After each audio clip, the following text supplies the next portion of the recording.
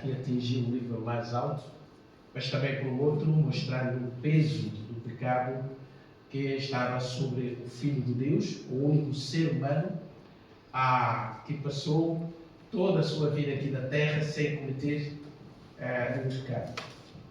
E aquelas trevas de 3 horas revelaram de facto que Deus estava a carregar ou a descarregar sobre o seu Filho a ira.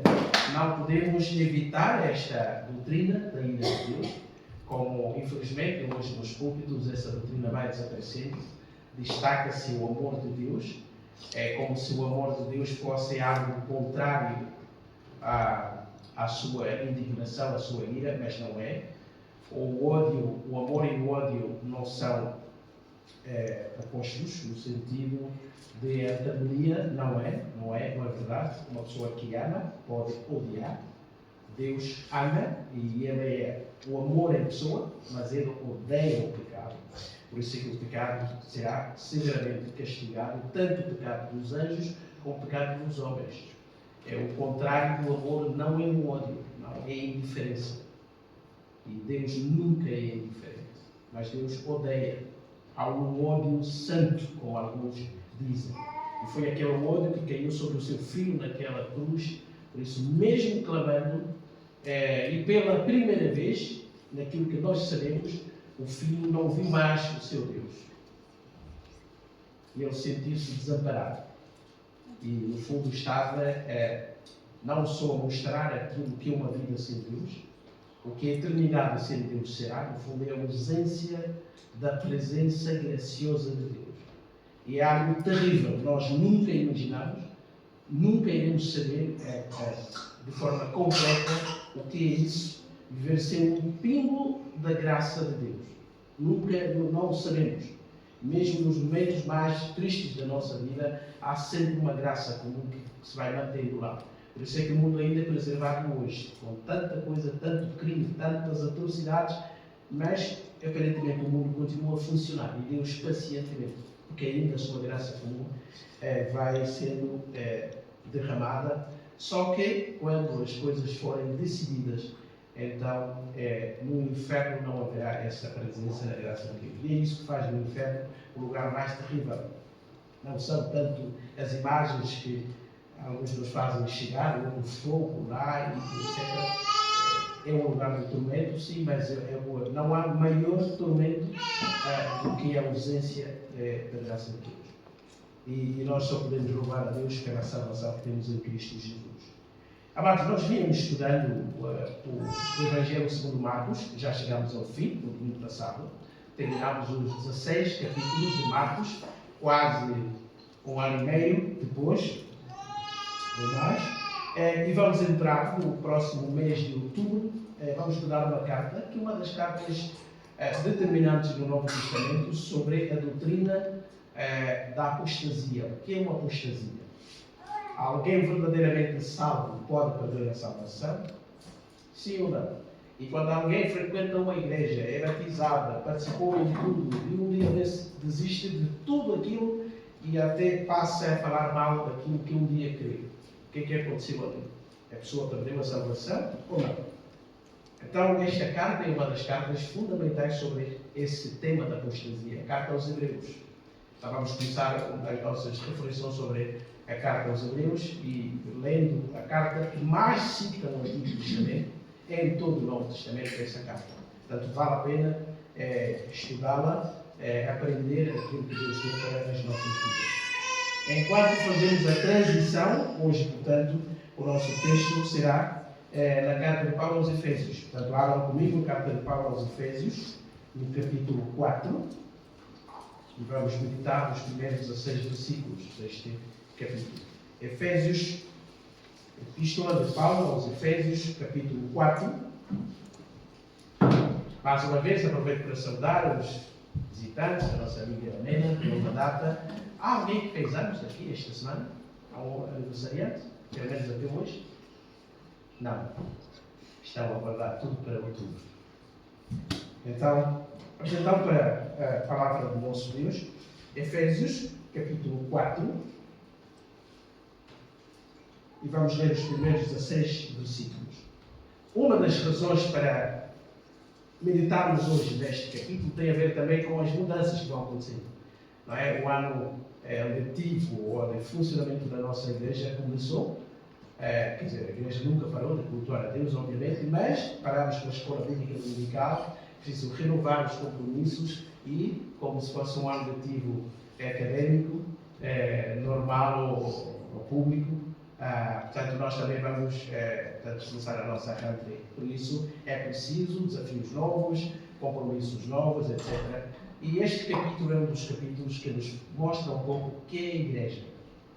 Como é que a igreja deve funcionar. A igreja idealizada pelo Senhor Jesus Cristo, não é? E confirmada com a vida e a presença do Espírito Santo no dia de Pentecostes, como é que ela funciona, como é que deve funcionar. Quem é que faz parte da igreja e o que é que faz na igreja de onde ele ou ela faz parte. Vamos então ler os primeiros 6 versículos. Nós vamos continuar até o versículo 16, mas vamos ler só os primeiros 6 versículos como base para o nosso entendimento do texto. Efésios capítulo 4. Diz assim a palavra do nosso Deus. Rogo-vos, pois eu, o prisioneiro no Senhor, que andeis de modo digno da vocação a que fostes chamados, com toda humildade e mansidão, com longanimidade, suportando-vos uns aos outros em amor, esforçando-vos diligentemente por preservar a unidade do Espírito no vínculo da paz. Há somente um corpo e um Espírito, como também fostes chamados numa só esperança da vossa vocação. Há um só Senhor, uma só fé, um só batismo, um só Deus e Pai de todos, o qual é sobre todos, age por meio de todos e está em todos. Até aqui. Nosso Deus e Pai, nós te louvamos pelo teu grande amor por nós. Obrigado pela salvação que temos em Cristo. Obrigado pelas bênçãos abundantes que continuas a derramar sobre cada um de nós. Obrigado pela tua misericórdia que se vai renovando a cada manhã. E é a razão da nossa presença hoje. Muitos, melhores do que nós, não puderam ver este dia. Durante a noite terminaram a sua viagem, a sua peregrinação aqui na terra. Se nós estamos aqui, ó Pai Santo, é fruto da tua bondade, porque a tua graça ainda foi estendida sobre cada um de nós e nós reconhecemos isso. Por isso é que viemos aqui como teu povo para te prestar culto, adoração. Tu és a razão da nossa vida, mas também da nossa presença aqui. Ajuda-nos a entender a tua palavra e ajuda-me também a mim a comunicá-la com clareza. Capacita-me para que a tua palavra possa sair de ti para o coração do teu povo que está aqui esta manhã. É isso que eu te peço e te agradeço. Em nome do Senhor Jesus. Amém. Ok. Vamos então para o nosso texto de reflexão. Como é que funciona a igreja? A Bíblia usa analogias, metáforas, comparações para descrever verdades espirituais. Isso é muito comum. Portanto, se as verdades bíblicas fossem apresentadas numa linguagem, digamos assim, divina, de ponto final, a maioria de nós não entenderia nada. Não é? Por isso é que quando Jesus aprofundava um pouco mais o seu discurso, as pessoas ficavam confusas. Nós lemos hoje, com tantos livros que já lemos, com tantas mensagens que já ouvimos, pensamos que tudo é fácil. Mas não é fácil. E as perguntas que os apóstolos levantavam muitas vezes, para nós, para muitos de nós, podem parecer perguntas sem sentido ou um pouco ridículas até. Mas não foram perguntas ridículas. É que o nosso Senhor não era tão fácil assim de entender. Ele era profundo demais. Por isso é que ele usou uma série de comparações, uma série de metáforas ou parábolas, que são metáforas alargadas, não é? Contadas como uma história, etc. E usou todos os elementos da retórica daquele tempo para tentar chegar ao coração das pessoas. E ele era perito nisso. Nunca houve um mestre tão extraordinário como o nosso Salvador. E ele fazia isso também no sentido de ajudar aqueles que eram os destinatários da sua mensagem. Por isso é que nós raramente vemos Jesus a responder uma pergunta, a dar uma resposta direta a uma pergunta direta. É raro isso. É raro. Ele era um pedagogo nato. Então, sempre que alguém chegava, o Senhor, o que é que o Senhor diz isso? Ele nunca dizia, olha, isso quer dizer isto assim. É raro ele fazer isso. Ele contrapunha uma outra pergunta, não é? O que é que tu pensas nisso? O que é que diz as Escrituras? Ou seja, obrigava a própria pessoa a refletir na sua pergunta. Boa ou maldosa não interessa. É o método mais eficaz para ensinar os mais novos. Eles chegam, às vezes com aquela mania, aquela maldade infantil que está lá, perguntam, posso ou não posso? Provavelmente já sabia que não podia. Chega perto de uma faca e pega e diz, posso? Não posso? Pai. E não é bom dizer assim, não pode. Ou pode sim. Isso não é muito pedagógico. A pedagogia exige que nós ajudemos a criança a refletir e até a revelar as motivações que levaram a fazer aquela pergunta. Então a boa maneira é, o que é que tu achas, filho?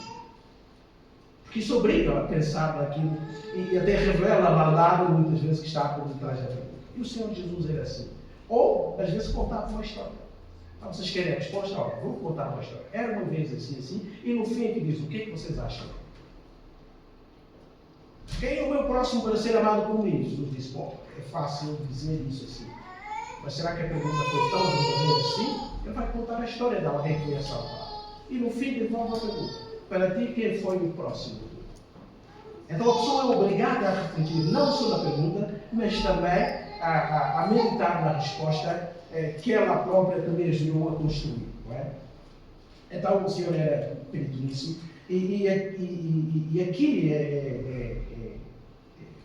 na carta aos Efésios, essa carta foi escrita de Roma, portanto Paulo escreveu essa carta mais ou menos no ano 62, portanto, antes da destruição do templo. Ele estava na sua primeira prisão, lá em Roma, não a segunda que ele levou à morte, mas na sua primeira prisão, e ele não descansava. Aquele homem só pensava em Cristo, só pensava na igreja do Senhor Jesus. Ele tinha que ajudar os seus irmãos. Então, sempre que encontrava um pergaminho, uma caneta, ou alguém, ou amanuense que sabia escrever, tinha o material todo, e não sabemos ao certo quem pagava todas aquelas despesas. Não é? Porque Paulo muitas vezes só assinava.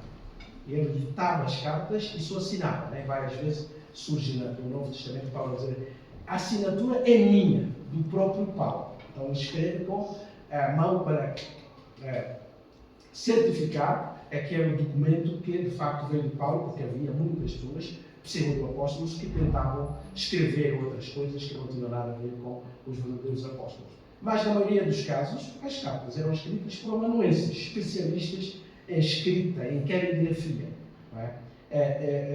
E Paulo escreveu essa carta, mesmo na prisão, àquela igreja que estava em Éfeso, a grande cidade, lá na Ásia Menor. Uma das cidades principais, históricas, onde Deus fez grandes mudanças na vida e no coração de muitos efésios. Sabem que lá havia o templo da Diana, uma das 3 maravilhas do mundo daquele templo. Aquele templo era maravilhoso. Então a idolatria naquela cidade era extrema e a magia, portanto, é só chegar a Éfeso para aprender a magia e começar a fazer os encantos ali.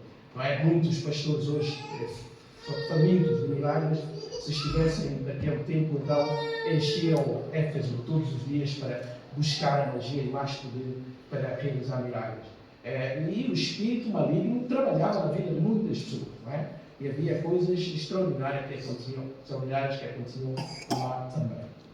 E Paulo, então, longe, ele escreve essa carta, é das cartas, alguns dizem que é a mais teológica do apóstolo Paulo, mais até do que a própria carta aos Romanos. Embora a carta do apóstolo Paulo aos Romanos seja o texto mais estendido, mais extenso sobre a salvação, mas aqui, dizia Martin Lloyd-Jones, que Paulo foi ao terceiro céu para escrever isso. São 6 capítulos consubstanciados. Ele condensou tudo, aquele sumo condensado, só um litro dá para garrafões do sumo diluído. Portanto, tudo está aqui. O objetivo de Paulo era falar sobre aquilo que Deus fez. O que é a igreja? Quem inventou a igreja? Qual é a natureza da igreja?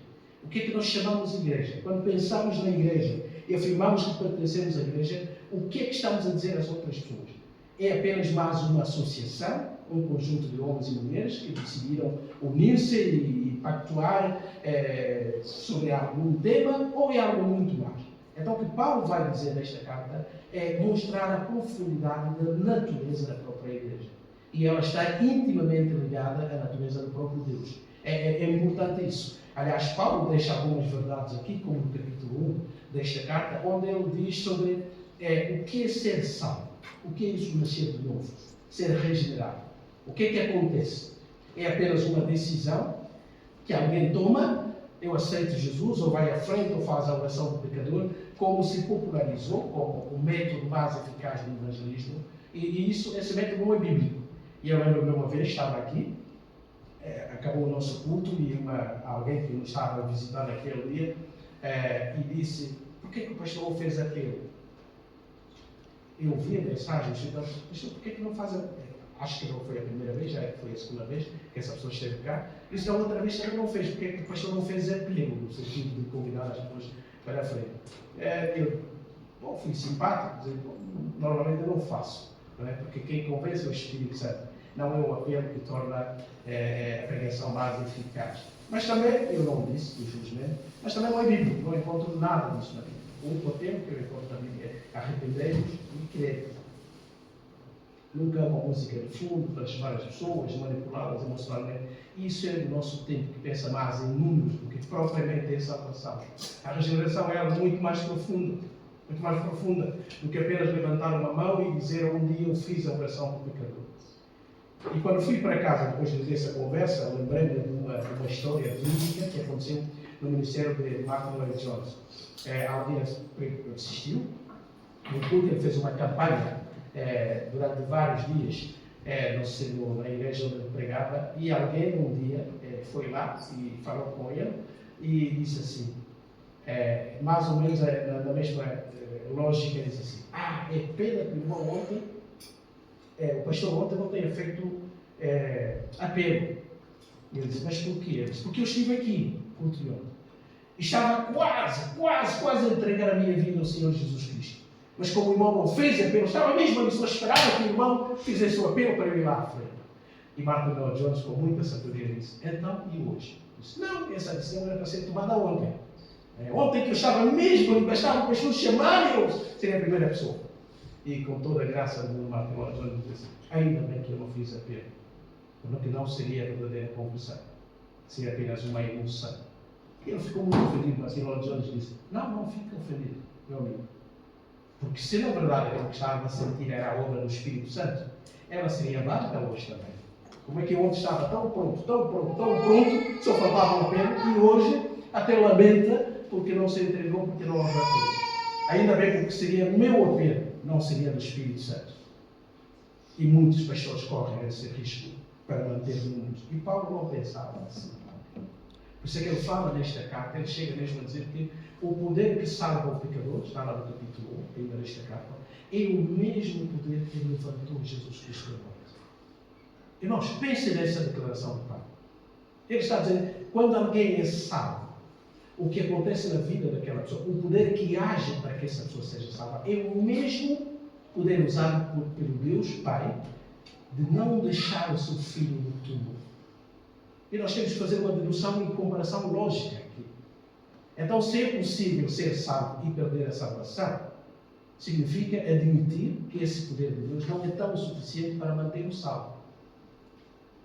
E pela lógica conclusiva, devemos dizer que então, é possível ou era possível Deus não ser capaz de tirar o seu filho do túmulo. Vocês estão a ver como é que uma verdade ou um conceito pode levar a uma verdade catastrófica e negar todo o poder.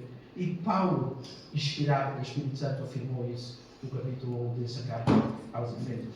É o mesmo poder. No fundo, para garantir aqueles irmãos, vocês são igreja. Mesmo lá naquela cidade idólatra, mas vocês foram separados. Vocês pertencem a uma comunidade de natureza diferente de tudo aquilo que vocês conheceram até aqui. Então, aqui no capítulo 4, ele está agora a entrar na prática do seu ensino. A Bíblia sempre constrói os seus fundamentos assim. Nós veremos que, sobretudo nas epístolas, que são os documentos mais doutrinários do Novo Testamento. E eu até diria mais até do que os próprios evangelhos. Então, nós encontramos uma divisão clara. Não é? As primeiras partes são sempre doutrina, ensino. Os indicativos. Alguns chamam de indicativos. E nas segundas partes das cartas nós temos os mandamentos, os imperativos. Então, nas primeiras partes é descrever aquilo que Deus fez. a profundidade daquilo que Deus fez. E nas segundas partes são as implicações dessas verdades na vida de cada um. Só que Paulo não era um pregador, não era um teólogo distante, frio. Não é? Como aqueles teólogos são muito bons, estruturam bem o pensamento, podemos captar a sua lógica, a estrutura de pensamento e ficarmos encantados. E há pessoas que têm esse dom. Falam, esclarecem e tem aquilo que a gente não entendia, é capaz de entender pela estrutura lógica. Assim, uau, agora é que vi mesmo que há inteligência aqui. Mas Paulo não era, tinha essas capacidades todas. Mas ele era mais do que um teólogo, era um pastor, era um adorador. Não há teologia sem adoração. Não há teologia que não leva à adoração, à doxologia. Tem que levar necessariamente. Não há estudo bom da Bíblia que não leve à oração de gratidão e adoração a Deus. E Paulo fazia isso quando escrevia. Nós vemos que a lógica aqui é a mesma também da outra carta grande, que é a carta aos Romanos. Não é? Se nós vemos que normalmente dividimos a carta de Romanos, aos Romanos em duas partes principais. Não é? Até o final do capítulo 11. E o capítulo 12 de Romanos é a prática. Não é? Portanto, tal e qual como começa aqui o capítulo 4. Mas se nós lermos a carta aos Romanos, verão como é que Paulo termina o capítulo 11. É a adoração. Ele escreveu tanta coisa, tanta teologia, tanta coisa sobre o plano de Deus para os gentios, para os israelitas, ciúme aqui, inveja ali, mas tudo isso, nada foge do controle desse grande Deus, porque o fim vai glorificar o seu nome. E Paulo escreveu isso. Ele foi inspirado por Deus para escrever aquilo, mas ele próprio fica em adoração. É como se ele escrevesse alguma coisa, ou descobrisse, um cientista descobrisse alguma coisa, alguma fórmula, e no fim ele próprio ficasse encantado com aquilo que descobriu. É isso que a Bíblia faz. E Paulo termina o capítulo 11 como adorando. Dele, por ele e para ele são todas as coisas. Quem pode sondar essas coisas? Alguém pode dizer, mas Paulo, tu acabaste de escrever? Paulo está a dizer, no fundo, é profundo demais. Eu escrevi, inspirado, mas ainda ficou muita coisa. E ele adora. E depois da adoração é que ele vai apelar à igreja. Capítulo 12 de Romanos.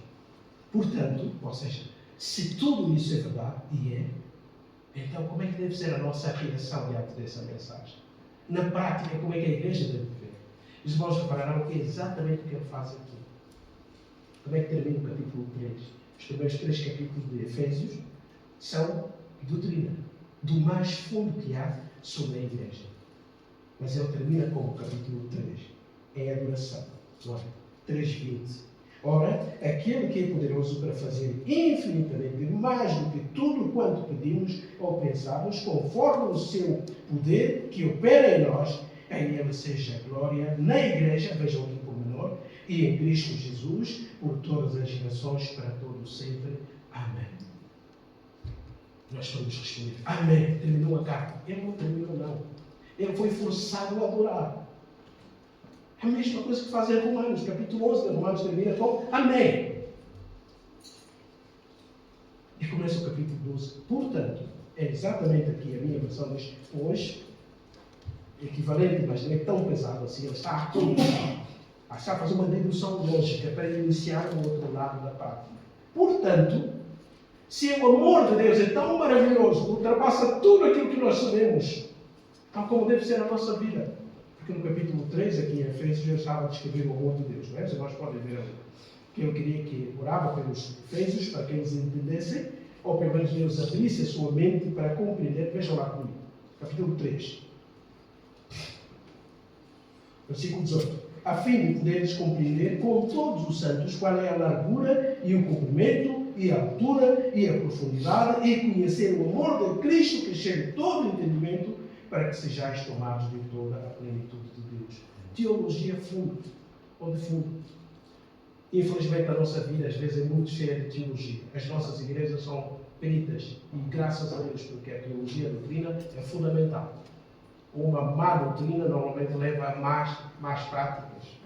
Há igrejas que têm práticas e os líderes impõem essas práticas e às vezes nós não sabemos descobrir qual é o fundamento bíblico para o pastor, o apóstolo, o profeta, obriga o povo de Deus a fazer. Porque a doutrina foi má. Então as pessoas vão ter que inventar leis e regras por cima de tudo para manter aquela igreja. Não. As leis que governam a vida cristã é o fruto do Espírito. Então, Paulo acaba de escrever o amor de Deus que ultrapassa tudo aquilo que nós imaginamos. Mas como é que esse amor se aplica na prática? Como é que a vida das pessoas qual é a demonstração de que esse amor afeta a vida das pessoas? Então, é isso que ele está a apontar aqui no capítulo 4. E ele termina o 3 adorando, porque essas verdades são profundas. Mas no 4 ele diz: portanto, rogo-vos, tal e qual como fez da carta aos Romanos. Nós vemos que em Romanos capítulo 12 ele também diz: rogo-vos. A palavra é sempre pedido, não é? É uma espécie de exortação, mas é mais um pedido. Conclamo-vos, eu suplico-vos, eu peço-vos, por favor. É assim que um bom líder faz. Um pastor deve fazer. Aqui eu vos digo, então, eu mando aqui, não, nós estamos ali para mandar. Quem manda na Igreja de Jesus Cristo para aplicar as verdades ou desafiar o povo de Deus, nós temos que fazer com pedido. Eu peço-vos, irmãos, que a nossa vida tem que demonstrar sinais da mudança que Deus operou em nós. Não basta sabermos tanto de teologia. Como eu disse, é bom. Uma igreja boa, num mundo como o nosso, com tantas informações, tantas verdades, ou meias verdades, é preciso conhecer a doutrina. É preciso. Mas não fiquemos para a doutrina. Porque o objetivo das verdades é afetar a nossa vida. Então, Paulo roga como prisioneiro. É interessante esse pormenor. Nós vemos que ele repete isso, e assim também começa o capítulo 3, não é? Paulo está na prisão e ele quis mostrar logo, a partir de que ele está a falar, mas não é como um teólogo independente. Não é alguém que vive sozinho, um solitário. Um grande herói como nos anos 80, não é? Temos aqueles grandes heróis, todo filme bom e ação tem que ter um herói solitário. Chuck Norris. Missing in Action. Commando. Arnold Schwarzenegger. Eu sozinho. Rambo. J.J. Todos lutam, não conseguem. E sai o herói, vai lá, invade os quartéis todos, tira toda a gente, sai com os prisioneiros. Não existe isso. Na vida cristã, todos nós fazemos parte do corpo. É isso que Paulo está a querer. Mas ele primeiro começa a dizer: quem está a escrever isso? Quem está a apoiar? Quem está a orientar? Quem está a dizer essas grandes verdades? É o prisioneiro de Jesus Cristo. E o prisioneiro, por definição, é alguém que está condicionado. Não tem liberdade completa. Ele vive sob a autoridade de alguém. E Paulo sentia-se isso orgulhosamente prisioneiro do Senhor Jesus Cristo. Por outras palavras, um escravo. Então ele diz duas coisas nesse capítulo 4, que nós queremos ver nos próximos tempos, talvez hoje no próximo domingo também. Primeiro diz que andeis. Os irmãos estão a ver aí, versículo 1 ainda. Ele roga que eles andem. E andar na Bíblia apenas significa vivam. Os antigos semitas e os judeus, Paulo é um semita, portanto ele escreve, mas está a pensar como um semita. A vida é uma viagem, é uma peregrinação. Então, viver, tomar decisões, etc, na vida, fazer escolhas, para os antigos é andar. Seguir o caminho, ou desviar-se dele, etc. Tudo isso tem a ver com o conceito de que a vida é uma viagem. Então, Paulo diz que andeis, os irmãos verão que no versículo 17, ele coloca o negativo. O que devem fazer, aqui no versículo 1, e no versículo 17, o que não devem fazer. Porque o Evangelho, quando afetar a vida de alguém, quando afeta a vida de alguém, há coisas que ele não fazia que passa a fazer. Ou deve fazer. Mas também há coisas que ele fazia, ou era fazer, que agora já não pode e nem deve fazer. E Paulo era um pedagogo, tudo estava. Mas ele diz que como é que deviam andar? O modo como deviam andar, de acordo com a chamada, com a vocação que tiveram. Então ele diz com toda a humildade e mansidão, com longanimidade, suportando-nos uns aos outros em amor. Paulo diz que não é possível funcionar uma igreja do Senhor Jesus Cristo, mesmo com esse poder sobrenatural de Deus, porque está a lidar com seres humanos frágeis, limitados, conflituosos, etc. Portanto, é preciso alguma capacidade pessoal de cada membro suportar, manter essa unidade. Nós não a criamos. A unidade é criada pelo Espírito Santo. Mas temos o dever de fazer tudo o que estiver ao nosso alcance para manter essa unidade. É isso que Paulo tinha em mente. Ele dá essas características aqui, suportar-nos uns aos outros, apoiando-nos aqui. O verbo que significa aqueles paus que se colocam, né, estacas, quando se planta uma árvore, não é? Nós vemos nas grandes cidades, uma árvore velha cai e planta-se outra, mais frágil ainda, e coloca-se uma estaca ao pé, amarra-se, para que se mantenha vertical. Se tirarmos aquela estaca, a árvore vai crescer torta e torto, né?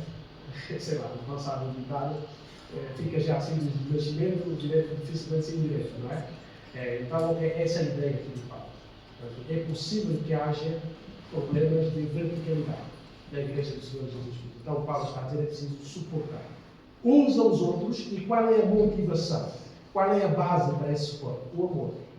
O amor é a virtude mais extraordinária da vida cristã, da experiência cristã. Não há outra virtude. Pode haver tudo numa igreja. Se não houver amor, então essa igreja não está a funcionar bem. O amor é fundamental porque caracteriza a própria pessoa de Deus. E como é que devem fazer isso? Ele diz, esforçando-vos diligentemente por preservar a unidade do Espírito no vínculo da paz. Nós estamos a ver aqui, os verbos são bem fortes, não é? Esforçar aqui é uma linguagem praticamente militar. Alguém que está a ser mandado para baixo e ele faz um esforço para ir para cima. Alguém que está a ser empurrado para recuar e ele está a fazer tudo, sabem, aqueles ventos, aqueles ciclones que a gente vê. Aqui no nosso país, graças a Deus, nós não temos tanto, de vez em quando são, mas em outros países aquilo é terrível. Há pessoas que são arrastadas pelo vento. Não é? E quanto mais usarem o chapéu, pior, porque o ar fica ali, então há pessoas que voam, mas às vezes as pessoas fazem tudo para chegar pelo menos até um abrigo. A ideia é essa. Por que Paulo usa esse verbo? Porque ele sabe que não é fácil rodear seres humanos como isso e manter a unidade. Não é fácil. Seja em casa, na família, no trabalho, no convívio. É difícil. Podemos começar bem, mas logo vamos descobrir que todos somos filhos de Adão e Eva. Alguma coisa vai acontecer. E isso tem que ser feito, dizer, num vínculo de paz. Por que é preciso paz? Porque só a paz, e a paz é o resultado, de algum esforço mútuo, só é possível ter a paz e lutar pela paz se houver já uma concórdia, um funcionamento de humildade, de paciência ao longanimidade aqui e de mansidão. Mansidão não é ser tolo, não é ser objeto de desprezo dos outros. Não, é exatamente o contrário. Manso é aquele que tem poder dentro de si, capaz de vencer os seus inimigos, mas ele guarda, reserva esse poder e age como se não o estivesse. É isso que Jesus fez. O Criador do mundo, nós vemos aqui, ele foi zombado, maltratado, contrariado, ameaçado, e ele agia muitas vezes como quem tivesse medo dos seus adversários. Mas se ele fizesse assim um clique e mandasse vir os anjos, o problema seria resolvido. Não é? Quando ele usou um pouco esse poder, nós vimos as reações. Quando ele foi preso, por exemplo. Nós vemos, chegaram ali, militares ali, guardas, paus, katanas e tudo. Quem vocês buscam? Jesus de Nazaré, sou eu. Bastou ele dizer, sou eu. Um dos evangelistas dizia, eles todos caíram do chão. Levantaram-se e ele repetiu. Mas quem buscar? Portanto, ele tinha. Mas ele agiu como se não tivesse. É isso, ser manso. É controlar. Como um campeão de boxe pode nocautear-nos com um só de sol. Se a gente, às vezes, na rua insulta e tal, e ele, como um bom artista que é, ele mantém, evita os problemas, chama a polícia, com quem não quer problema. Mas se ele reagisse, nós não ficávamos de dentro. Ele está a agir com mansidão, está a reservar o poder que tem até para vencer o inimigo. Então tem que haver essa ideia também, é essa prática. Mas preservar a unidade do Espírito. Reparem que Paulo não diz criar a unidade. Porque a unidade numa igreja verdadeira é criada pelo Espírito Santo. E ele vai demonstrar isso.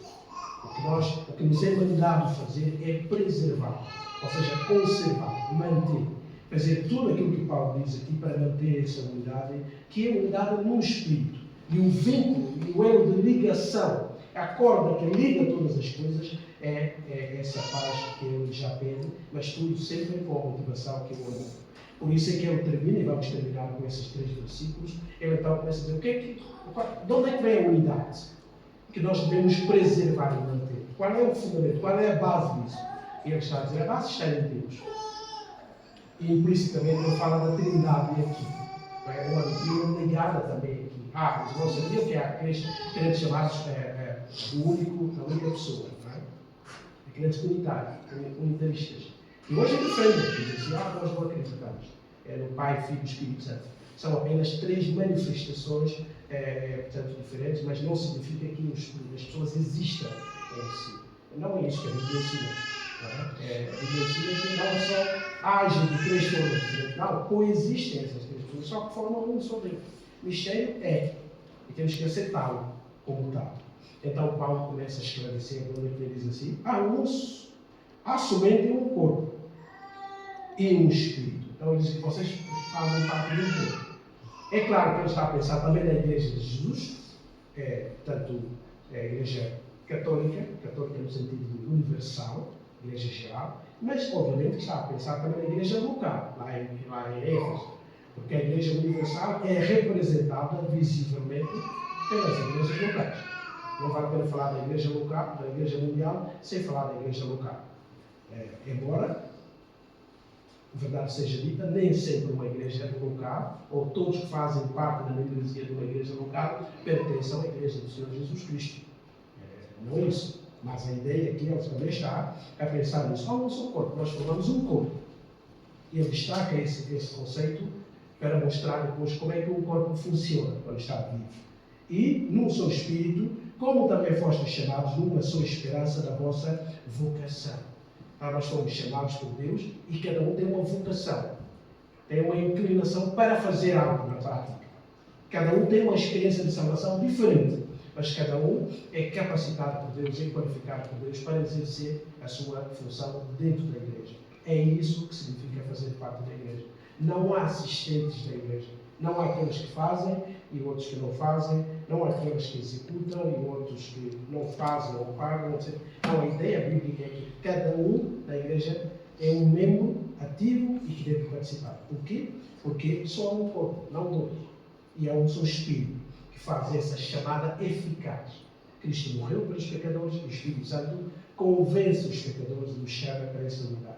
Mas Paulo então avança e diz assim, só esperança, não é? E numa só esperança é que foram chamados para a vossa vocação. E ele diz, há um só Senhor, uma só fé e um só batismo. Então, há aqui verdades muito claras também embutidas aqui. A fé pela fé na obra de Jesus Cristo, não é? Portanto, ele é o único Senhor. Ele não é só Salvador, mas ele também é dono da nossa vida. Ele é que nos comprou com o seu sangue. No fundo, e há um só batismo. E a ideia do batismo aqui é claro. Porque um batismo, o que quer dizer? É mergulhar alguma coisa. Apesar de tantas opiniões diferentes, mas o verbo baptizo quer dizer isso. Seja prato, seja qualquer coisa. Mas a ideia é, e em Cristo essa é a ideia. É sermos mergulhados em Cristo. É isso o batismo espiritual. Não necessariamente falar línguas diferentes. A ideia bíblica do batismo é mesmo o batismo assim. O que é que se faz no batismo? Mergulha-se alguma coisa em algo, um líquido, seja. Então a ideia é que batizado no Espírito Santo é ser mergulhado no corpo. E só há um Senhor. Portanto, não pode haver diferentes batismos, só há um. Né? As formas podem variar, os momentos e as sensações, mas um só Senhor. E termina ele, diz, e um só Deus e Pai de todos, o qual é sobre todos, que age por meio de todos e está em todos. Atenção aqui, todos não significa todo mundo.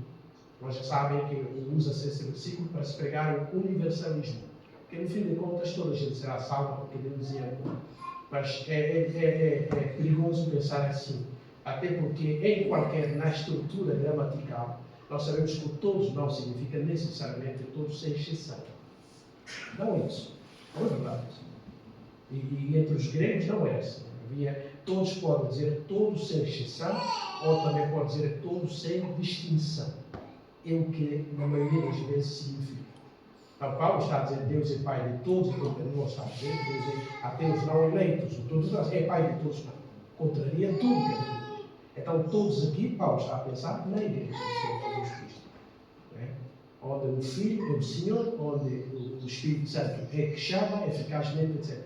Então todos aqui, todos sem distinção.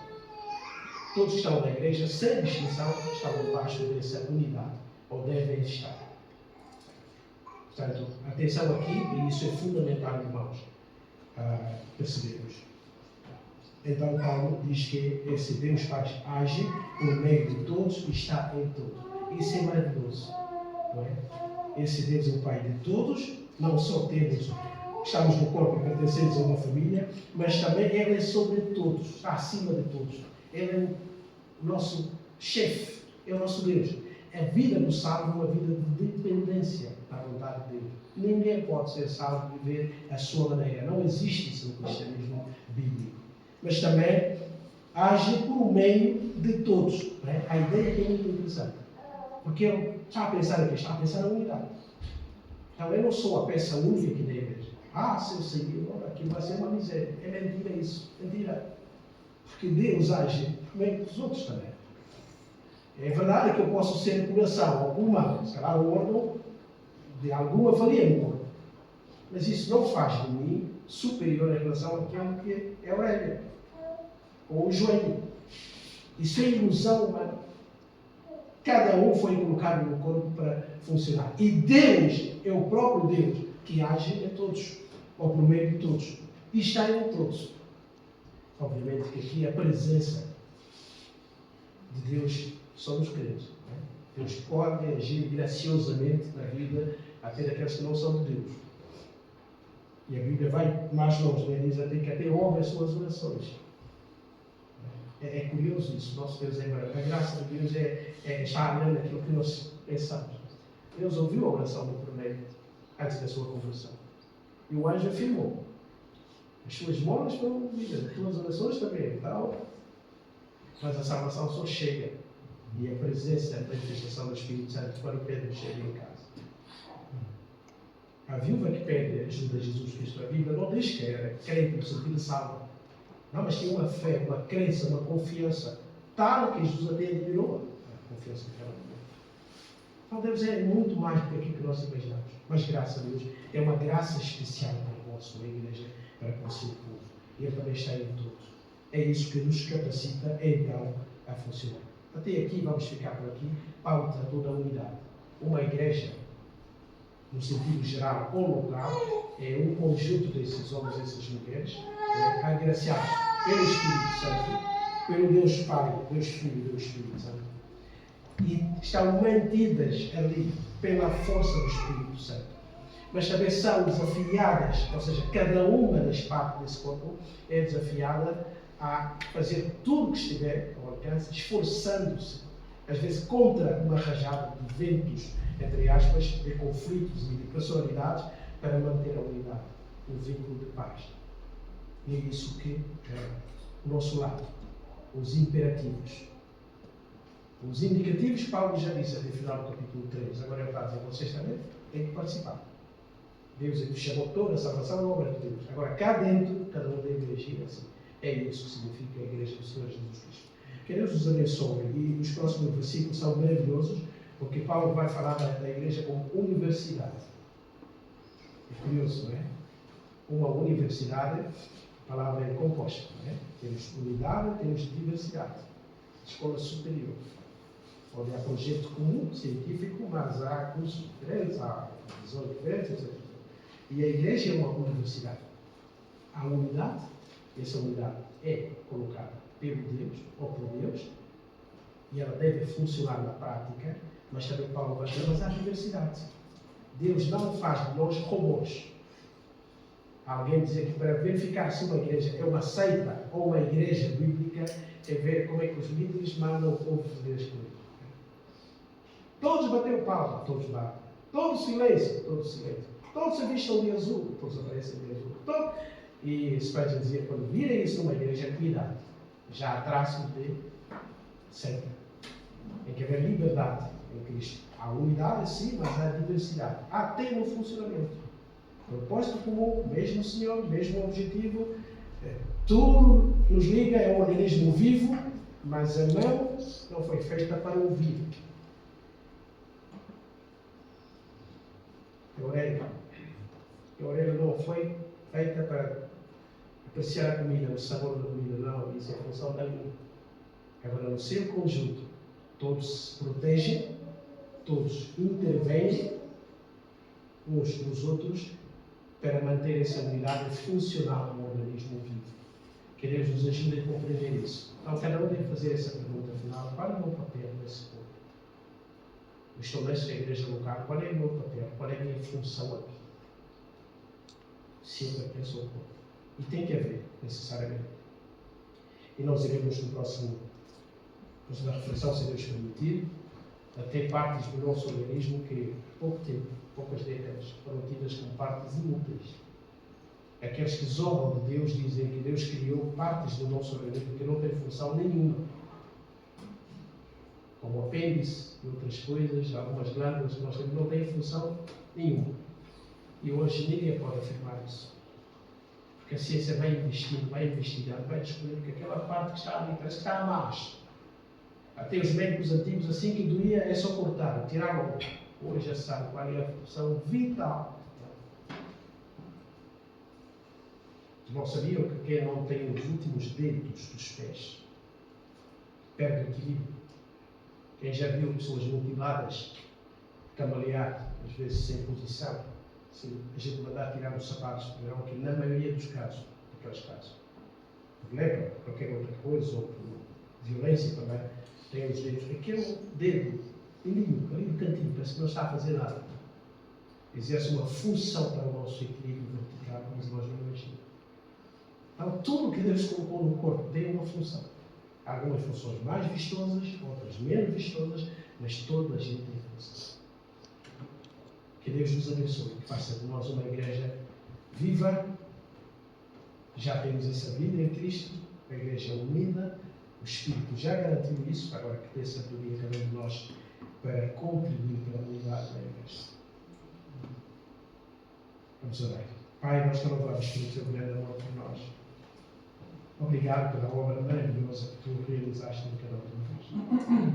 É aquilo que fazes também na tua igreja, tanto local como a universal, a igreja de todos os sábados. Ó Pai, tu chamas homens e mulheres limitados, fracos, com seus conflitos pessoais, de convivência, mas tu chamaste na tua soberania e colocaste dons, capacidades para que eles possam treinar a sua fé através desses dons, possam evidenciar o seu amor uns para com os outros e seguir o teu exemplo como aquele que veio não para ser servido, mas para servir e dar a sua vida em favor do mundo. Pai, nós te louvamos pela tua igreja que te adora aqui. Ajuda cada um de nós a sentir essa necessidade de ser um membro ativo neste corpo local que nós temos aqui, Pai. Obrigado por aquilo que já fizeste no passado até aqui. E obrigado por aquilo que vais fazer daqui em diante. Nós te louvamos mais uma vez, nós te agradecemos pela tua palavra. Essa é a nossa oração de gratidão e de louvor. Em nome do Senhor Jesus. Amém.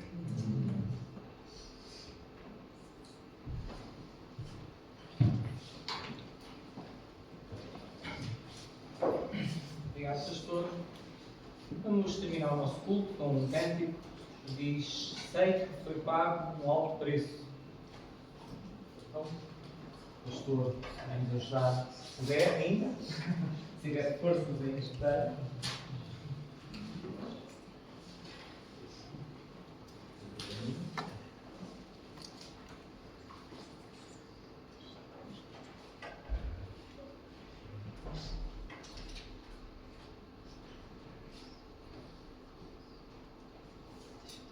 Então, vamos ficar de pé, irmãos. Sei que foi pago um alto preço para que contigo eu fosse um, meu irmão. Quando Jesus derramou a sua vida, Ele pensava em mim, Ele pensava em ti, pensava em nós. Depois, Gustavo, e nos via redimidos por seu sangue, lutando o bom combate do Senhor, lado a lado, trabalhando, sua igreja edificando, rompendo as barreiras pelo amor. E na força do Espírito Santo nós proclamamos aqui que pagaremos o preço de sermos um só coração do Senhor. E por mais que as trevas militem e nos queiram separar, com os nossos olhos em Cristo, unidos, iremos andar. Então cantar isto. Eu sei que foi pago um alto preço para que contigo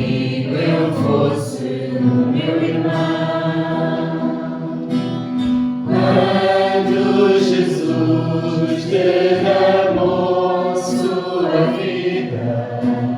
Ele pensava em mim, ele pensava